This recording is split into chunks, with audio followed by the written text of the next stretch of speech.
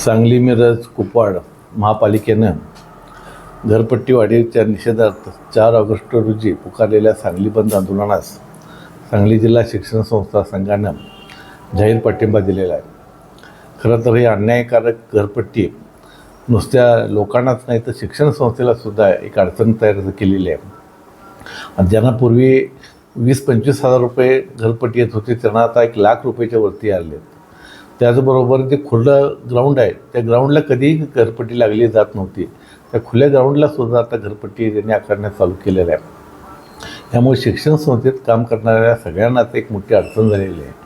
खरं तर वेतनेचं अनुदान येत नाहीत, शाळा चालवणं मुश्किल झालेलं आहे, शिक्षक भरती नाहीत आणि ह्यात अन्यायकारक घरपट्टी आल्यामुळं आमच्या सांगली जिल्हा शिक्षण संस्था संघानं याचा जाहीर निषेध केलेला आहे. आणि उद्या 4 तारखेला जो मोर्चा निघणार आहे त्या मोर्चामध्ये आमच्या सांगली जिल्हा शिक्षण संस्था संघाचे जेवढे काही शिक्षण संस्था असतील ते संस्थाचालक, त्याचबरोबर त्याच्या असलेले शिक्षक, शिक्षकेतर कर्मचारी ह्या सर्वांनी ह्यामध्ये सहभाग घेऊन ह्या घरपट्टी वाढीच्या निषेधात जो मोर्चा निघतो आहे त्या मोर्चात आपण सामील होऊन एक चांगल्या पद्धतीनं आपण आपल्या शिक्षण संस्थेचं सुद्धा एक शक्ती दाखवूया आणि हा मोर्चा यशस्वी करण्यासाठी आपण सर्वांनी प्रयत्न करूया असं या निमित्तानं मी सर्व शिक्षण संस्थेला जाहीर आवाहन करतो आहे.